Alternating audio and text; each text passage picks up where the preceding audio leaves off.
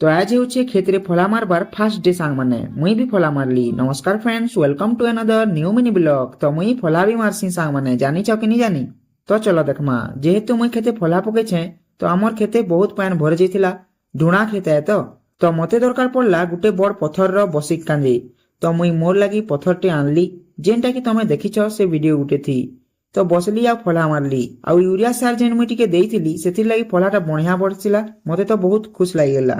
तो फला मारुन मारुन 10:30 पाखापाखि पले आसला झिपिर झिपिर वर्षा। पान पले आला देखो सांग माने पान पले आला तो छता के मुई मोर मुनुके नहीं देली।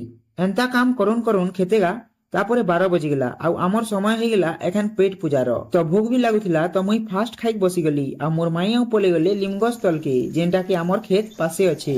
तो मुई खाना खाइली आउ सेमाने भी खाना खाइले। तो ऊपर बेला काଣା हैला जे केंता केंता काम करलु तमे मिनी ब्लॉग रो पार्ट 2 रे देखबो। तो आमर मिनी ब्लॉग तमके जदी भल लागुछे बेले वीडियो के गुटे लाइक कर देबो आ पहला करी आमर पेज के आसीछ बेले फॉलो टिके कर देबो। एंता वीडियो आगदी देखबार लगी। तो रहू छे, धन्यवाद।